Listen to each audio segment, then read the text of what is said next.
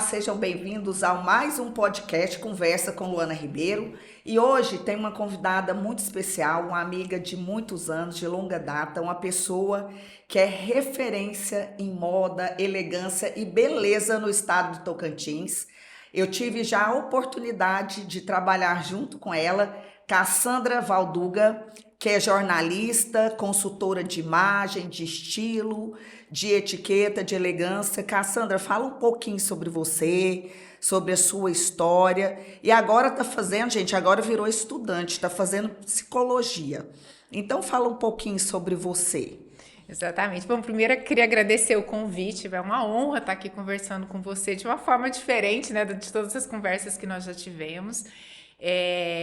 Acho que a minha história profissional é um pouquinho longa, assim, ela tem várias fases diferentes. Eu comecei na comunicação, em agência de publicidade, passei muito tempo trabalhando em assessoria de imprensa na gestão pública, né, na área pública, política, campanha eleitoral. Foram aí, hoje eu estava contando, foram 15 anos nessa área. Então você já trabalha um pouco com imagem, né? Você já é fotografia, é referência de cores, é referência de contextos. E aí, depois dessa longa jornada no setor público, eu dei a virada fui estudar moda em São Paulo, trabalhei uma época lá e depois voltei para o Tocantins e aí comecei a buscar um espaço dentro dessa área. Fiz diversos trabalhos, mas acabei me direcionando para a consultoria de imagem, né, pessoal, que foi algo que eu me identifiquei bastante, que eu via muito resultado nas pessoas. E já são longos 11 anos aí de consultoria. E eu acho que foi um trabalho que hoje, assim, eu me orgulho, assim, eu não tenho vergonha de falar isso, porque começou muito, assim, numa época que ninguém sabia nada sobre isso, não tinha redes sociais, não tinha nada. Então, eu acredito que eu conquistei algum espaço de fala sobre a temática, né? Hoje está mais fácil, mas esse espaço de fala realmente ele foi conquistado tanto que eu tô aqui agora, né? E aí a vida é cheia de desafios, a vida eu acho que eu gosto de estar mudando, então eu resolvi dar uma mexida agora na vida profissional, que é voltar para a universidade e começar a estudar psicologia, que é uma área que eu tenho gostado bastante, tenho me envolvido muito. E dentro desses dois segmentos maiores, que é comunicação e moda, eu acho que eu fiz muitos trabalhos que me orgulharam. Ou assim, hoje olhando para trás, muitos trabalhos que realmente para mim foram significantes na minha vida. Você chegou, inclusive, a fazer consultoria de imagem para uma novela da Globo que tratava do estado do Tocantins. Conta pra gente. Sim, exatamente. Eu quase caí dura quando eu recebi um telefone. Eu achei que fosse trote. Eu recebi um telefonema, era uma pessoa da produção da novela. E, me indicaram o seu nome, você é consultora? Eu falei, sou, você consegue nos atender, fazer uma consultoria pra gente? A gente está fazendo pesquisa para montar os personagens, montar a figurino dos personagens. Eu falei, consigo. Aí, tipo assim, você falou, meu Deus, o que eles vão querer? A cabeça vai a mil, né? E realmente deu certo, foi um trabalho muito bacana, foi um trabalho que antecedeu bastante o início das gravações da novela, foi a época de pesquisa, onde eles estavam montando as referências, então apresentei o estilo de vestida das pessoas aqui do Tocantins, de algumas personalidades do Tocantins, como as pessoas se vestiam para ir para festa, como as pessoas se vestiam para ir trabalhar, como as pessoas se vestiam em diferentes contextos, e o que a gente tinha que era nosso, né? Que muito a questão do artesanato, de capim dourado, mas também... Eu vi que foi bem marcante a presença do capim dourado. E outra referência que ficou muito forte também foi essa questão do agro. Que Isso. até acontecer a novela, até eu fazer a consultoria para a Globo, eu não tinha tido essa sacada. Que nós aqui, Tocantins, nós temos uma referência de estilo muito forte, porque o agro é a nossa economia, né? Inclusive, eu lembro que na época da novela teve algumas críticas por causa das botas. Eu falei, gente, tá certo. Eu uso bota com sol, sem sol. Eu falo, eu sou dessas, eu uso bota sempre. Aí o pessoal, não é assim. É assim sim, todo mundo usa bota aqui, principalmente eu. Eu tenho assim, vários estilos de bota e uso muito. Não, e as pessoas usam, a gente às vezes não vê aqui no centro administrativo de Palmas, vai para o interior do estado, para ver se não tem muitas botas em vários lugares. Então essa referência country é muito forte e as pessoas estranharam na novela, mas eu achei que fez muito sentido. Fez sentido, sim, eu concordo com você, porque o Tocantins, um dos carros-chefes da economia do nosso estado é a pecuária e a agricultura, né? É isso aí. E me fala, você trabalha com colorimetria, você trabalha com imagem, fala um pouco sobre isso pra gente. Dentro da moda, né, existem várias vertentes. Então, a vertente que eu trabalho não é aquela vertente de criação, de criar, desenhar, estilismo, não é isso.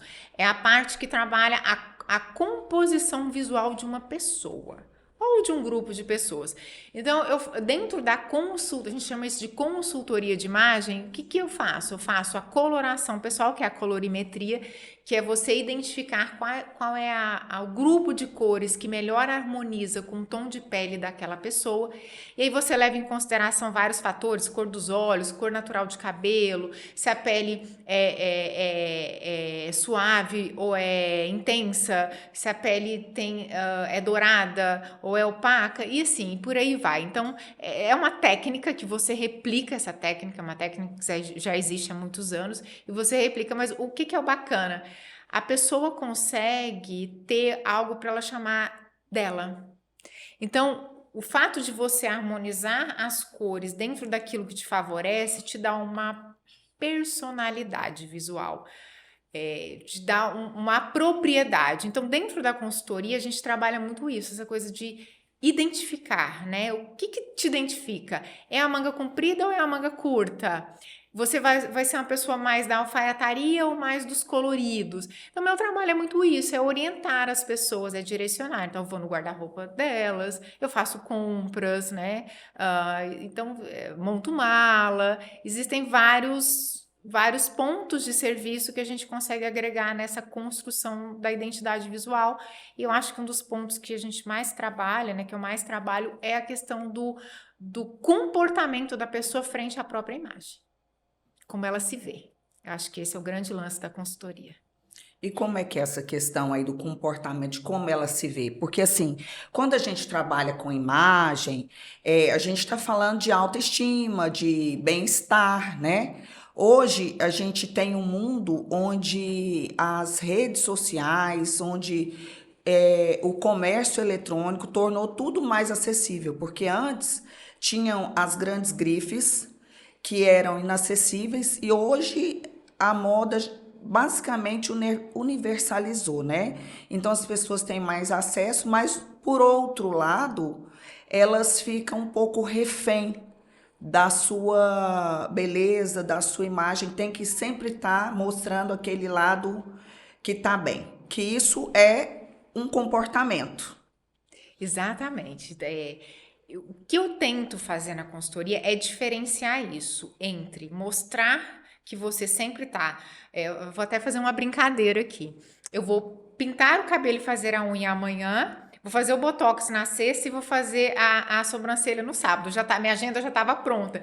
E aí a Luana me fez o convite. Hoje é quarta-feira, ou seja, antes de eu estar pronta, digamos assim. Eu poderia falar não consigo, ou tentar mudar toda essa agenda porque eu não estou adequada para, né? Eu tenho coisas que eu preciso estar melhor.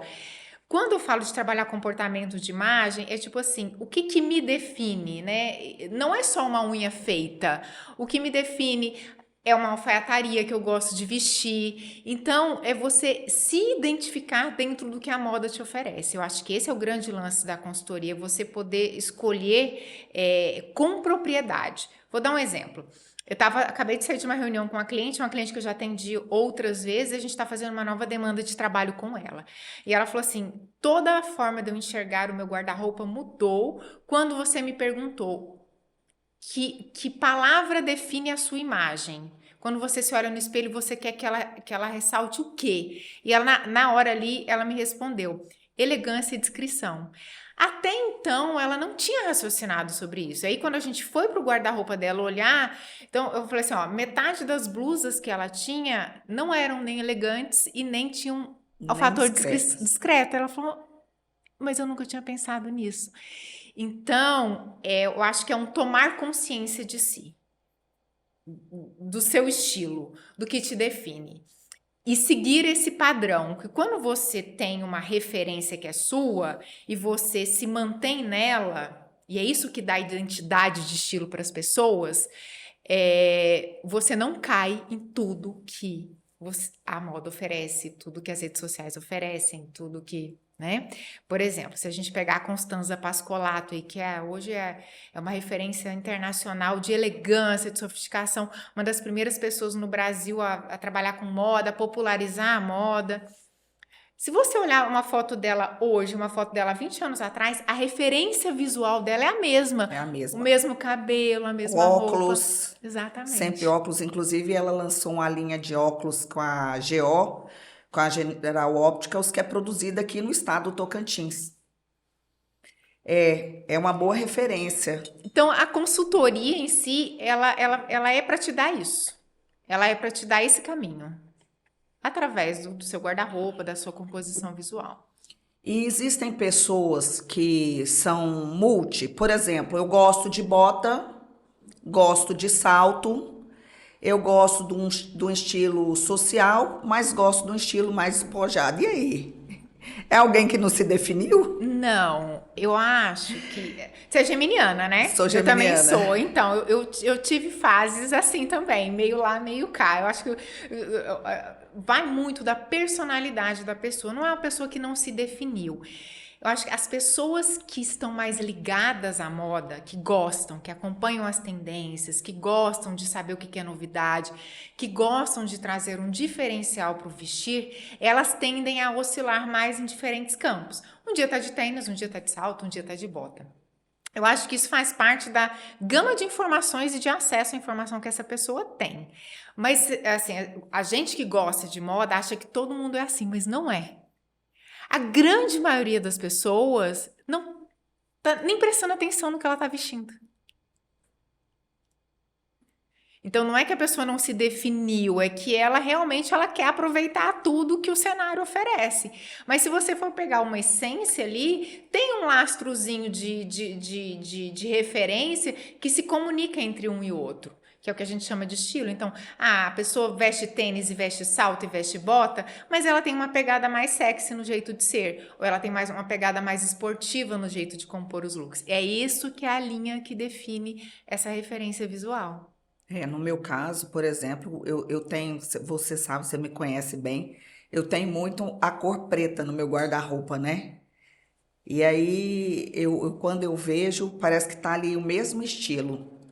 Você sabe que o preto, ele é das mulheres poderosas, né? Opa, uau! Quando você tem consciência do que você está vestindo. Tem gente que se esconde no preto, que é a vertente do luto, que a gente chama. A pessoa que se esconde no preto, ela está em luto por alguma coisa. Ou por ela mesma, ou por algum sentimento, ou por algo que não está dando certo na vida. Então, é uma forma de se esconder. Mas a pessoa que investe no preto, é diferente, investe. Compra um blazer, um vestido. É a cor do poder também. Então, as mulheres que têm destaque, especialmente num ambiente que é muito masculino, que é o seu caso, uma história na política, elas acabam lançando mão bastante do preto muito por conta disso. Porque é aquela coisa da armadura, assim, que dá aquela fortalecida, aquele empoderamento. Preto, vermelho, são cores que trazem muito Gosto isso. muito do vermelho e do branco. O branco, ele é o clássico, né? Eu acho que o Acho que branco ilumina, dá uma leveza. dá. Ele dá uma leveza com elegância, porque às vezes você vai pôr um rosa, o rosa não te dá, ele te dá feminilidade, ele te dá leveza, mas às vezes ele não te dá a mesma sofisticação que o branco dá, né? E você está fazendo psicologia, trabalha com moda, e eu acho que está associado uma coisa à outra. As cores têm a ver com a personalidade, você falou questão do preto, ou é o empoderamento, ou é o luto. Você chegou a fazer psicologia exatamente por isso? Porque tem uma coisa a ver com outra ou nada a ver? Nossa, assim, até agora hoje, eu estou tentando entender a saída para psicologia, né? Assim, eu tinha uma afinidade com a área de psicologia já há muito tempo. Foi o meu primeiro vestibular que eu fiz na vida, foi para psicologia. Não passei, depois passei para jornalismo. Mas Então é uma paixão antiga. é uma paixão antiga. O fato de ter criado Felicidade Veste Bem, o método Felicidade Veste Bem, ter trabalhado muito tempo ao lado de uma psicóloga, que é a Karina, me fez olhar com carinho a forma que a psicologia lida com as pessoas, assim, o que ela te oferece de resultado. Então, eu criei uma proximidade ali. E aí, na pandemia, mudou muita coisa. Eu falei, nossa, será que daqui 10 anos eu vou estar conseguindo ser consultora de moda? Enfim, aí eu falei, vou tentar um plano B. E comecei a fazer faculdade assim vamos fazendo. E comecei a gostar e me Por apaixonar. hobby. Eu acho que são dois mundos que se ligam porque eles falam de comportamento, eles falam de identidade, eles falam de pessoas. Mas na execução do trabalho, a consultoria pega algumas coisas da psicologia, mas a psicologia a fundo, ela entra para uma seara muito de saúde mental. E aí é onde elas se diferenciam. Mas assim, essa relação com cores, essa relação da escolha da vestimenta pela pessoa, ela está muito mais relacionada à questão emocional dela mesmo do que a qualquer outro fator. Isso é uma coisa que eu já consegui identificar. Então, às vezes a pessoa passa numa fase muito preto, branco, bege, cinza. Ou às vezes a pessoa passa numa fase muito de usar cores, né? Ou tem resistência a usar determinada roupa. E essa resistência, às vezes, ela tá ligada a uma situação que ela viveu na vida dela que criou uma indisposição ali com alguma parte do corpo que ela não quer mostrar de jeito nenhum. Então, nesse ponto, a psicologia me faz entender muito mais a fundo porque as pessoas escolhem o que escolhem, como escolhem. E aí hoje me ajuda na consultoria a trabalhar um pouquinho mais essa parte do comportamento. E falando em comportamento, da época que você começou, que foi a época das revistas, onde toda a moda praticamente era ditada pelas passarelas, pelas grifes, e mudou. Mudou completamente, virou a chave de uma vez. Virou para a era digital, onde as digitais influencers, as blogueiras, começaram a ditar moda. E aí, como é que foi essa mudança assim brusca? E olha, eu peguei essa mudança no meio do caminho, né? Então, eu acho que a parte boa dessa mudança foi a questão do acesso à informação e da descentralização. Eu lembro quando eu era adolescente, eu gostava muito de revista feminina já, e eu lembro que eu me recordo exatamente de ver um Scarpin numa revista, não lembro se foi a Nova, se foi a Capricho, e eu saí nas lojas aqui de Palmas atrás de um Scarpin e ninguém sabia o que era ainda. Isso, sei lá, tem 20 anos, né? Tem bastante tempo. Com o advento da entrada das blogueiras e né, nas redes sociais, isso se democratizou. Então a pessoa entende, ela tem acesso, ela tem uma referência visual. Eu acho que tornou isso mais acessível a todo mundo. Ao mesmo tempo que também criou uma forma indiscriminada, assim, de necessidade de consumo, né? O aumento, eu preciso ter sempre a roupa nova, a necessidade de estar com um look instagramável em algumas situações. Isso acaba, às vezes, trazendo alguns prejuízos para a pessoa, um prejuízo financeiro, um prejuízo emocional, porque, assim, uma coisa que eu falo muito nas consultorias é entender quem você é, o que você faz na sua vida. Eu estou sempre nas redes sociais porque eu tenho um podcast, eu sou uma pessoa pública. Ok, então você tem que ter um guarda-roupa que atenda a isso. Não, eu só tô fazendo isso porque não pode repetir roupa. Tá, mas aonde no seu contexto de vida você é uma funcionária pública que tá ali trabalhando naqueles horários, não tem uma exposição midiática, não tem. Então você não tem que pegar essas referências para você. E as pessoas ainda não souberam organizar isso, porque ninguém sabe organizar ainda a vida com o digital, né? A gente não sabe diferenciar onde está o digital e onde está o real ainda. Tá tudo muito misturado. E a gente vive num tempo de exposição onde mistura a vida profissional com a vida pessoal e realmente confunde muito. Então, assim, por um lado muito bom, por outro lado, assim, ruim, porque muita gente que trabalhava com moda acabou ficando obsoleta. Você não tem mais as revistas, eu cheguei a fazer produção de moda para várias revistas femininas, Vogue, Cláudia Nova, quando trabalhei em São Paulo. Mas assim, você não tem, você é uma mão de obra que sumiu. Então tá todo mundo só focado no digital agora. Quem não tem habilidade tá um pouco sem espaço. É isso que eu vejo. No caso, como você pegou a transição, você teve que se reinventar. Para mim, o digital foi a parte mais difícil do processo. Eu me relaciono muito bem offline, mas no digital eu tive que aprender. O fato de ser jornalista me ajudou, mas eu tenho muita resistência, que é uma resistência pessoal. Eu lembro que você tem um texto assim bem profundo, textos grandes, e na era digital os textos são menores. Exatamente. E você escrevia principalmente sobre moda, já havia alguma coisa sua, que seus textos eram bem complexos e de mais de uma página, talvez. E eu não consigo, até hoje, essa coisa do fazer as pílulas, do fazer o que vende nas redes sociais, para mim é muito difícil. Talvez um dos motivos que me fizeram pensar numa profissão diferente da que eu executo hoje é o fato dessa necessidade de estar se reinventando sempre. Porque você não é aprender a ser consultora de moda, isso eu sei. Agora, vender o serviço, estar na mídia, conseguir cliente, isso aí a cada 6 meses muda hoje. Porque a consultora de moda, ela depende do digital. Outras profissões talvez não. Os médicos hoje ainda não dependem 100%. Mas a consultora de moda depende. Eu falei, gente, eu não tenho mais energia para ficar me reinventando. Até quando? Quando que a gente vai parar essa reinvenção? Porque você tem que sempre estar bem, constantemente bem nas redes sociais, né? É um mundo assim, sempre na positividade. E a vida não é todos os dias 100%. E no seu caso, por exemplo, você passou por uma fase complexa, que eu quero falar um pouco sobre isso, que foi um câncer de mama, que eu achei muito interessante você colocar nas redes sociais, porque você hoje é uma referência. Você é uma referência não só profissional, mas você acaba sendo uma referência pessoal para as pessoas, né? Eu achei muito importante você trazer essa questão do câncer de mama, que foi uma fase que você passou na sua vida.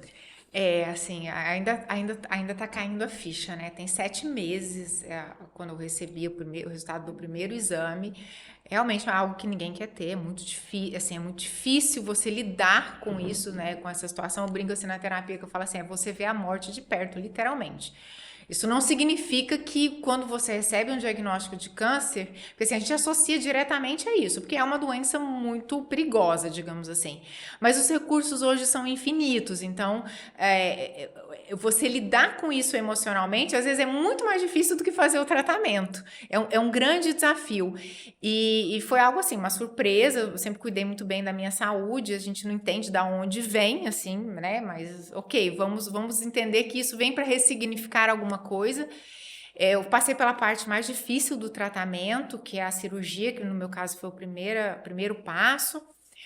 Depois eu fiz radioterapia de tratamento e agora eu sigo com a hormonoterapia e acompanhamento. Até eu fazer a cirurgia, que foi de quando eu recebi o resultado, até eu fazer a cirurgia, eu mantive isso comigo, assim, até para a família foi difícil de dividir. Mas chegou um momento que eu falei, ou eu integro essa situação à minha vida, porque faz parte da minha vida, e vou expor, porque eu sou uma pessoa que tô ali exposta de alguma forma, né? Uma figura mais conhecida que circula bastante e tal, e que precisa disso para trabalhar. E eu falei assim, ou eu integro isso na minha vida para levar de forma mais leve, ou eu vou ter que esconder um segredo. Eu não sei se eu vou conseguir segurar, acordar todo dia para fazer stories, que é onde a vida digital nos exige, guardando isso em mim. E aí, depois que eu passei pela cirurgia, que eu entendi o que a gente chama de estadiamento, você faz o estadiamento da sua situação, que eu vi que o cenário era muito favorável, assim, no meu caso, né? Não era o meu tumor não é um tumor muito agressivo, e que o tratamento era um tratamento fácil, entre aspas, perto de que outras pessoas passam. Falei, gente, se eu puder ajudar alguma mulher com isso, eu vou ajudar, porque o que fez eu descobrir foi o autoexame, né? Então, era a minha próxima pergunta. Como você descobriu com autoexame. E aí, você sentiu um caroço? Como é que foi? Eu estava fazendo tratamento para endometriose, né? Então eu já estava fazendo um acompanhamento ali quase que trimestral com a minha ginecologista. E logo no início do tratamento eu havia sentido esse pequeno nódulo na mama. Ela também sentiu e a gente começou a acompanhar ele. Vamos fazer um ultrassom, não, aparentemente não apresenta risco. Aí depois, dali 3 meses, eu fiz uma mamografia, não apareceu na mamografia. Aí depois de 3 meses eu fiz outro, não, vamos continuar acompanhando. E aí a gente esticou o tratamento, não, agora você volta só daqui 6 meses, porque você já tá tudo indo super bem, a gente tá conseguindo ter um resultado de tratamento. Nesses 6 meses da volta, eu vi diferença, porque eu continuei fazendo o autoexame. Porque assim, eu falei, eu vou ficar monitorando isso, já era um Tá sinal de aí a alerta. importância de observar o próprio corpo. E eu não ia voltar, eu tinha que voltar em março, eu não ia voltar em março, eu só ia voltar em julho. Porque eu falei, gente, minha vida tá tão corrida, tá tudo tranquilo na minha saúde, não tem nada errado, eu vou voltar só em julho, tem tempo.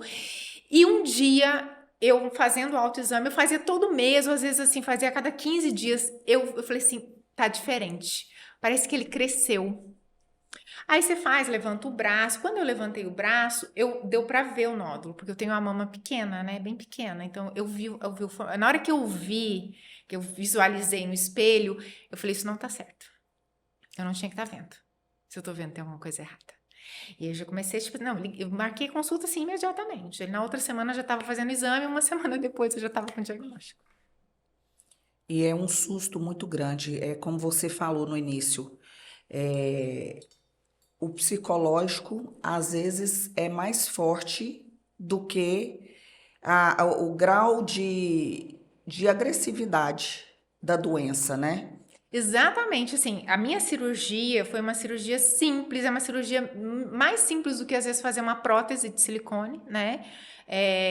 Eu não precisei da quimioterapia, graças a Deus, assim, não foi necessário, eu fiz vários exames, vários testes, assim, não responderia a quimioterapia, não seria necessário. É, então, assim, se eu pensar no tratamento em si, foi muito tranquilo. Eu consegui manter minha vida normal com algumas mudanças no período de radioterapia, porque é realmente bem invasivo.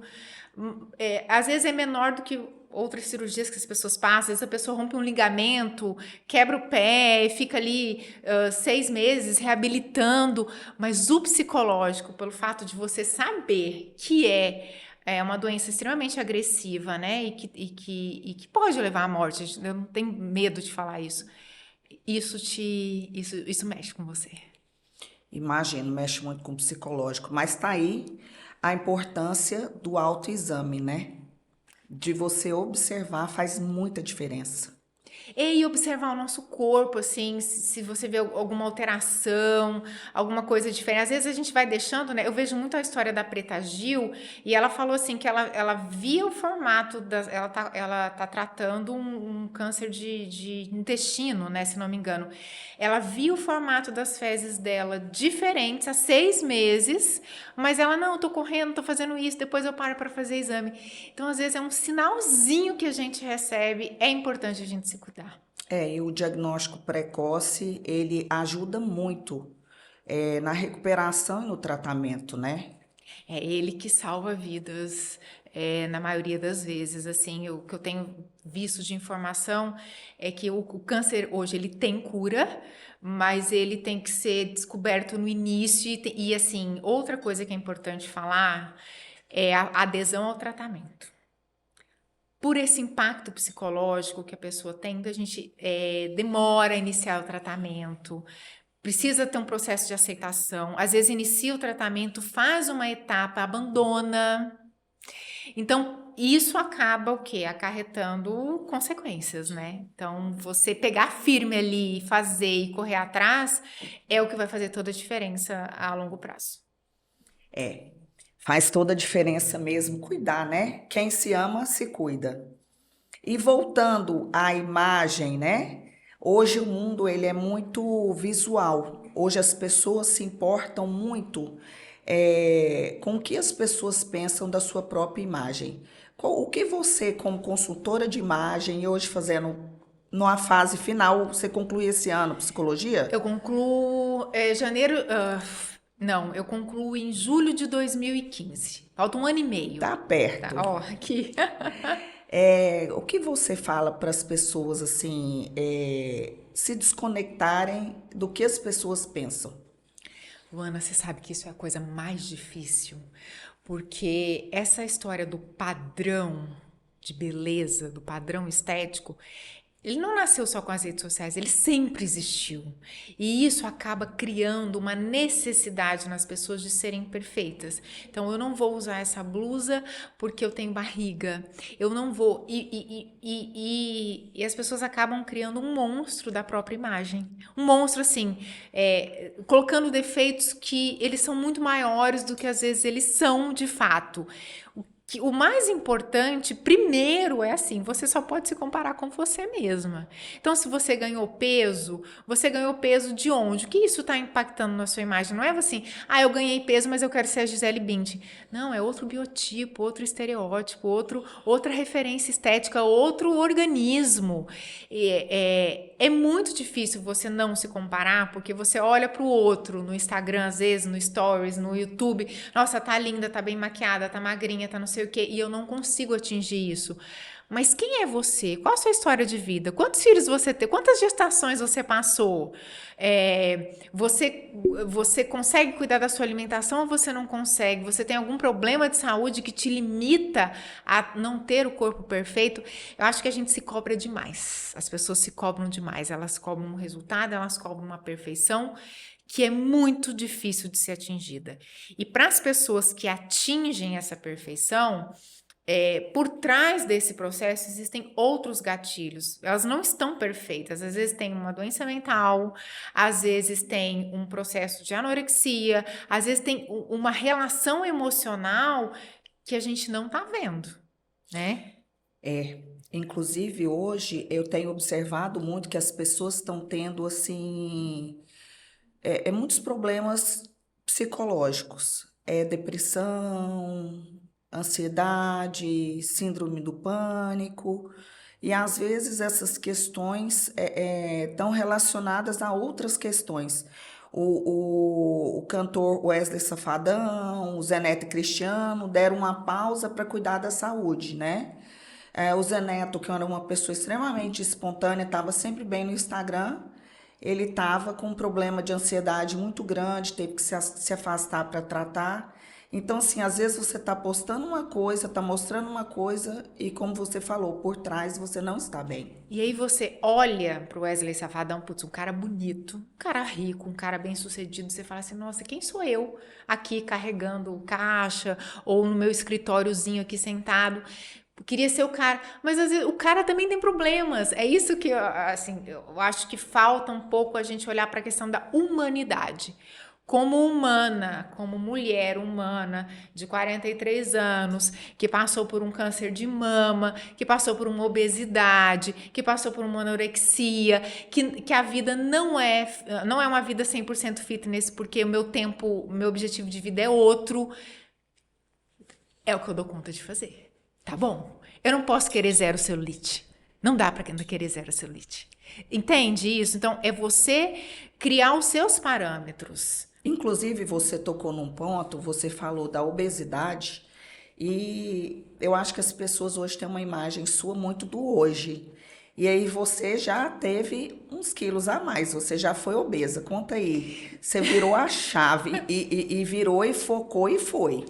Gente, eu já passei por várias fases, assim, eu acho que as pessoas têm a referência das redes sociais para cá, que isso tem o quê? Uns 8 anos, mais ou menos. Antes disso, existia uma história. Eu fui uma criança obesa, uma adolescente obesa, E realmente é um sofrimento muito grande, assim, para as pessoas que têm obesidade de verdade. Eu não tô falando assim, ganhou um peso a mais, tô com 5 quilos a mais, não. É obesidade mesmo, assim. Eu tinha 12 anos e eu vestia 50. Imagina uma menina de 12 anos entrando na adolescência e vestindo numeração 50. Só que 50, há 20 anos atrás, era 50, porque hoje o 50 é assim, diminuiu, né? Era 50. O pessoal tem dificuldade em encontrar plus size. Então, é muito difícil, assim, é uma questão que ela é multifatorial, é a palavra da psicologia, né? Multifatorial, porque não é só, tem que parar de comer, não é isso. Envolve emocional, envolve ambiente familiar, envolve N questões. Você tem que tratar tudo ao mesmo tempo, senão você não consegue tratar a sua obesidade. A compulsão alimentar geralmente é um gatilho, uma fuga. Exatamente. Entender isso, o que tá. Só que assim, como eu era criança, era uma adolescente, não tinha. Minha mãe fez de tudo, meus pais fizeram de tudo, me levaram aos médicos, fazia tratamento. Eu comecei a emagrecer porque eu comecei a me adultizar, eu comecei a ficar adulta, e eu acho que eu comecei a perder essa necessidade de comer tanto. Então, eu fui criando outras coisas na minha vida. Eu comecei a namorar, eu tinha a escola, eu tinha as baladinhas e tal. Então, a minha vida começou a ter outras frentes. E aí eu fiquei uma pessoa normal. Mas eu virei a chave do emagrecer de verdade quando eu tinha 18 anos, eu entrei na faculdade. Aconteceu um episódio e uma pessoa me chamou de gorda. E aí você ficou Ali arrasada. pra mim foi a gota d'água. Porque assim, eu ouvia gorda há 10 anos. Mas naquele momento ali, eu já não tava mais tão obesa e tal. E aquilo entrou assim, eu falei, olha, eu não vou ser mais gorda. A partir de hoje eu não vou ser mais gorda. E eu lembro que na época eu tava com 80 quilos. Hoje, pra mim, eu já tinha essa altura. Então, 80 quilos na minha altura, eu já tô dentro da média. Qual que é a sua altura? Eu tenho 1,76, né? Hoje eu porque peso eu já 63. te conheci fazendo dieta. Exatamente. Aí eu falei, eu vou emagrecer. E aí perdi 20 quilos, 30 quilos. Aí entrei no processo inverso, que foi da anorexia, quando eu tava fazendo faculdade. E depois fiz tratamento também, acompanhamento médico, aprendi a comer. Aí eu virei uma pessoa normal. Quando eu comecei a trabalhar com redes sociais e com moda, eu tinha um pouco mais de peso, assim. Eu pesava ali acho que uns 70, mais ou menos. E aí eu falei, eu não tô me gostando no vídeo. Porque o ambiente da moda, não aqui no Tocantins, mas lá em São Paulo, ele me exigia magreza. O vídeo engorda a gente também, né? E você se olha e se critica muito. E aí eu falei, eu preciso dar uma melhorada nisso. E aí foi quando eu comecei a fazer acompanhamento nutricional, atividade física. Aí eu dei uma secada. E depois dessa secada, eu tenho mantido isso, né? Mas assim, é um caminho longo. É um caminho, se começar, a minha obesidade começou com 6 anos de idade, é um caminho de praticamente 30 e poucos anos aí. Tentando se organizar, manter, melhorar, sobe, cai, etc. Mas você fez uma reeducação alimentar e adquiriu um estilo de vida. Sim, isso já tem 7 anos. Isso aí foi quando eu consegui manter o equilíbrio. Quando eu fiz essa reeducação alimentar e estilo de vida. E você reduz umas coisas, Eu não faço uma dieta restritiva hoje, eu como tudo que eu quero, mas eu equilibro. Uhum. E vamos falar um pouco, assim, sobre uma mala inteligente. O que é uma mala inteligente? Eu vejo que você fala muito no Instagram sobre mala. Eu tenho um problema, você sabe que eu tenho um problema grave para fazer mala. Nossa, você leva aquela mala monstruosa para viagem, cheia de coisa e não usa nada. Então, a mala inteligente hoje, em tempos de redes sociais, é aquela mala que você abre e você não tem dificuldade de vestir para viver aquela situação da viagem. Tipo assim, você não tem dificuldade. Então, é uma mala pensada. A mala inteligente é uma mala pensada, que dá um pouco de preguiça, eu entendo. Por isso que as pessoas às vezes me chamam para fazer esse trabalho. Porque o que é uma mala pensada? É uma mala assim, eu vou fazer uma viagem de 4 dias para a praia. Então, é descanso. Se é descanso, então tá, dia 1, o que eu vou fazer? Eu vou passar o dia na praia. Um biquíni, uma saída, um vestido à noite. Então, você pensar esses momentos e selecionando essas peças para esses momentos. fazendo o aproveitamento máximo dessas peças. Então, por exemplo, se à noite você colocou uma saia para ir jantar na praia, talvez essa saia no dia seguinte ela possa se tornar uma saída de praia, entende? Então, é para otimizar essa mala, mas é otimizar de uma forma que você consiga, às vezes, um blazer numa viagem de trabalho ser usado 2 ou 3 vezes com composições diferentes. Não, isso é uma mala inteligente. Eu vejo que hoje não dá mais para carregar aquela mala como carregava antigamente. Nem as companhias aéreas permitem, né? E a vida hoje exige mais praticidade. Então, assim, é levar um kit de acessórios para a viagem toda. 2 sapatos para a viagem toda, então é pensar em 2 sapatos que você consiga combinar com tudo que você tá levando. Vai ter que abrir mão de alguma coisa? Vai ter que abrir mão. Mas aí, eu sempre brinco assim com a cliente, ou às vezes comigo mesmo, assim, eu vou fazer mala de blogueira, eu vou fazer mala de viajante. Porque a mala de viajante é compacta, preto e branco, cinza, um tênis, nananã. A mala de blogueira é assim, eu quero estar com o look elaborado todos os dias. Então eu vou pagar o preço disso. Uma mala grande, um excesso de bagagem, e aí a escolha do momento também, né? É isso. E aí tá chegando ao fim, passa rápido, a gente nem vê. Que maravilha, foi tão bom te reencontrar, Cassandra. É sempre muito gostoso conversar com você. E esse foi mais um bate-papo com Cassandra Valduga, uma experiência incrível. Falamos sobre vários assuntos, sobre moda, sobre comportamento, sobre estilo, sobre câncer de mama, sobre autocuidado. E foi maravilhoso. Muito obrigada pela sua presença aqui no nosso podcast.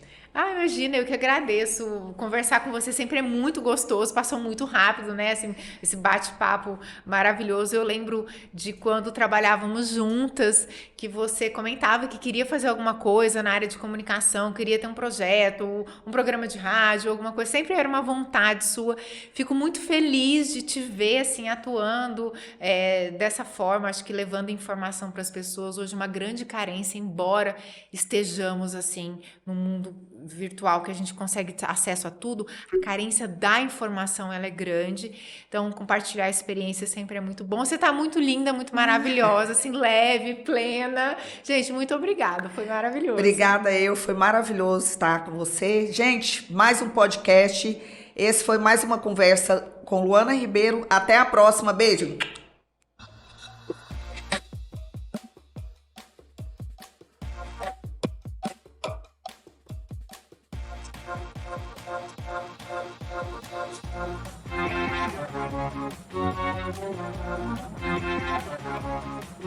Shh.